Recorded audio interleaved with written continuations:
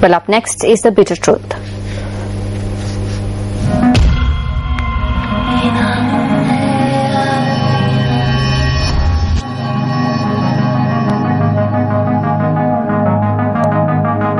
On the 15th of January, new regulations were introduced for sports associations. The Minister of Sports himself said that the intention of these regulations were to strengthen the administration of sports associations and prevent persons unsuitable to hold positions from entering sports associations. I have clearly told you that I will not allow unqualified persons to come in during my tenure. However, one of the factions contesting elections for the Sri Lanka Badminton Association charged that the Minister's assurance has been limited to words only. L.R. Aryananda, who is standing for election for the position of Secretary of the Badminton Association, points out that the Minister of Sports has given special permission for Suraj Damdenia, who has not represented the country at any instance at the national level, to stand for election as President. Nevertheless, Aryananda, who has won the national championship on several occasions, pointed out that his nomination and the nomination of Professor Ranjit de Zoysa, who is a representative of the World Badminton Association in Sri Lanka, have been rejected. Sports regulations were brought in with a drum roll.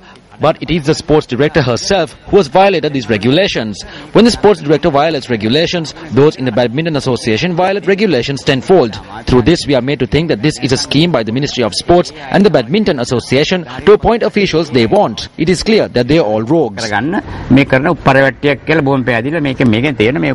the Secretary of the Kurunegala District Judo Association, Dulaj Priyanath, says that he is dissatisfied with the National Judo Association elections, which are to be held on the 28th of this month. He points out that the list of nominees for the election is yet to be submitted to voting clubs.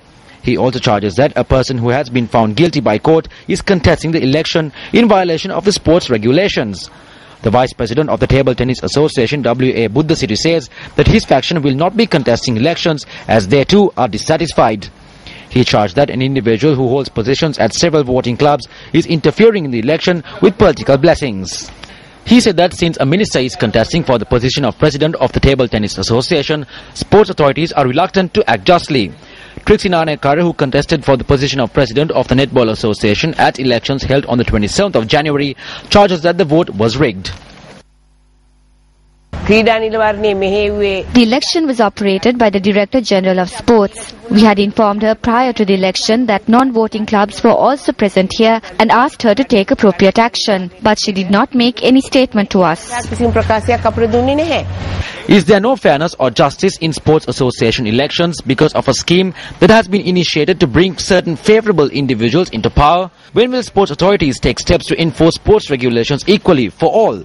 Sports First will keep a close watch.